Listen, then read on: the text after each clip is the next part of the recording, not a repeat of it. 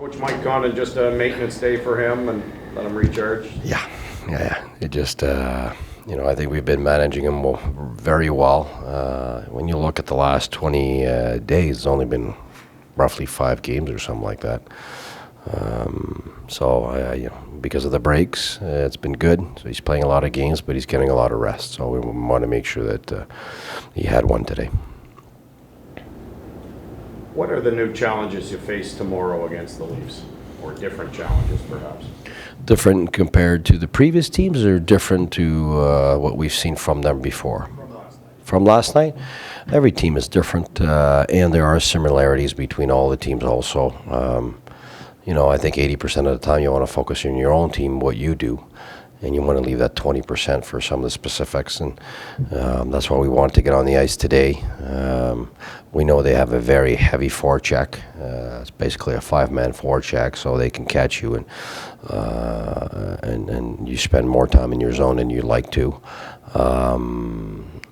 I think we won't be surprised by how good Matthews is, like we were the first game. Although, if there should have been people not surprised, it should have been me that coached against him last year, and Crawford and Cooks, and I coached him. We had talked about how good he was, but I think it was surprising to see that it was going to be the first game and 4 goals.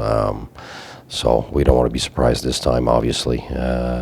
Those high-end players, whether it's Crosby last game and Ovechkin or Connor McDavid, they're going to get a look no matter what, no matter how good you play defensively. But I think the last games we've done a really good job of having a team defense against the other team's best players, and we don't want to make it any different here.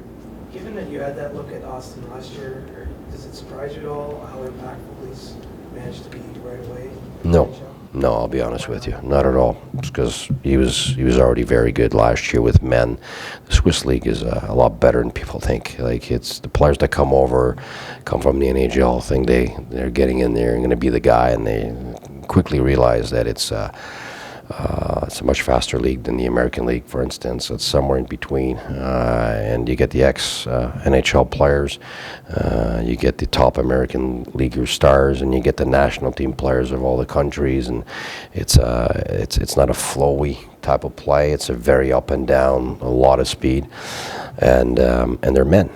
And when you get a kid coming in and doing what he did last year against men right away, you know he's going to be good in the NHL. And since the NHL has better players, a better player with better players makes him even better, not just the other way around. So I think when you look at what he's done up to now, I mean, I always joke about Matthews being Crawford's son, so I call him his son. But he's been raving about how good he is and how much of a great person he is off ice, and how much he wants to learn, how serious he is about being a good two-way guy and everything. So it's nothing surprising at all, to be honest with you. It was surprising to get 4 goals in the first game, I'll be honest with you. But we're aware of it now, and I think our players are aware of it now. And so he's just right now part of all these stars that are emerging in the NHL, or are still, like Crosby, dominating. So that's how we take this guy. That was your first game of the year, and where you are now, is some of that, one guy scoring 4 goals, I think that's a surprise, but are you a much better team structurally than you were? Oh my goodness, not even close. Yeah, but I think the other team is the same in the sense that, they start the year also, they're off here and there, and, you look at Matthews, it wasn't one systematic breakdown. It was just him playing well, us opening up here and there, things that we don't open up now anymore. But it doesn't mean he doesn't get his looks. You'll get them one way or another, just like Crosby did. But I think in the end, we're definitely better armed to face top players now as a group, because our players have really evolved individually, defensively, but also structurally and collectively. We're in sync now, so doesn't mean we can't play a bad game. Look at all the top teams; they all get those bad games, and it's going to happen. But I think we've had very good consistency in what we're doing. I'm not talking result, but I think in what we're doing. Well, you look at the 2 Washington games. I think after evaluating what they've done in the last 3 weeks, I think we did even better than I thought we did against them, because they're beating everybody right now. We were right there with them, deserve at least one of those two games, and the other one, it was pretty much of a tie, I think. So we're growing, and that's what's important for us now. Do you expect something, always Toronto, Ottawa on Saturday night, something a little bit different? I mean, I know you're in your room and you're focused, but it's still different. I think everyone's aware it's the Battle of Ontario. We make it what we want it to be, and I think it's exciting. I think it's exciting for the fans and media and us too. I think I've been lucky enough when I was young to live Nordiques Canadiens rivalry, whether it was in school or at the rink or everywhere. It was pretty intense. And I think this rivalry has that, obviously, that type of look where it becomes emotional. There's people from here that are Leafs fans, and then there's some from here, obviously, that are not. There are fans, and I'm sure they'll get at it in the stands like they usually do. And it's a packed house, we know that. And every game we've played against them, whether it's the exhibition against Halifax, in Saskatoon, or the last game here we played in regulation, all three games were very emotional, very intense, and very tight. So I don't expect anything different. When you looked at Erik Karlsson coming here, what sort of things have you asked him to do to fit into kind of that philosophy you talked about? Well, first I asked him to be himself.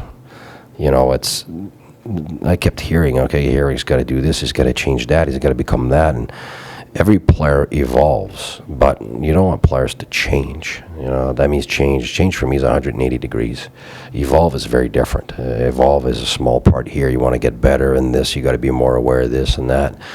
And my first talk with Erik is, he's the best offensive defenseman in the world. And we're not changing that. We don't want to change that. And he hasn't changed that. And his defensive game, I think, is terrific right now. And he plays against the top guys, and he defends so hard because his shifts are short, because he's able to go more often on the ice, because he's got the energy to be able to do both.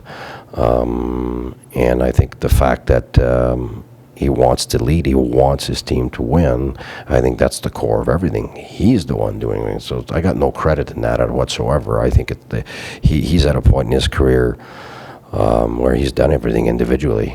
So it's all about the team right now. So I think I'm coming in at a great moment where he wants to lead well, and he has. And I've been very impressed by how he leads in terms of the complete game, and, you know, being the top shot blocker in the league, and doing what he's doing offensively, and working so hard at defending against the best players.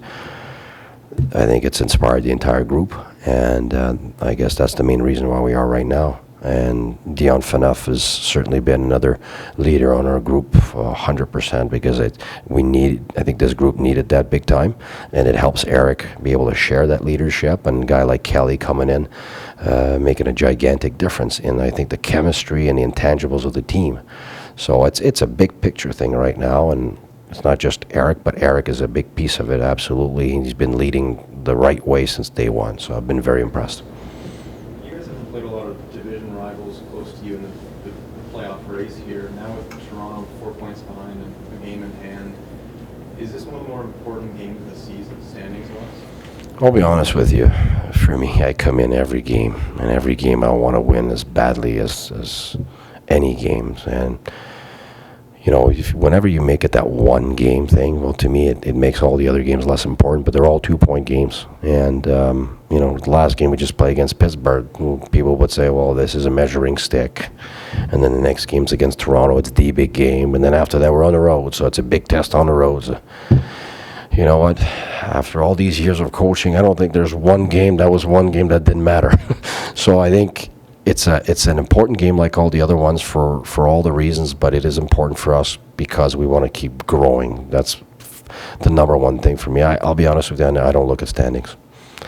They are what they are today, and in a month from now they've changed, and you know, a team's not doing good, and all of a sudden they've got 10 games in a row they win, and it's for me, we have our direction. We want to keep that direction, and if the Leafs are in the way, then we got to do our thing against the Leafs, really.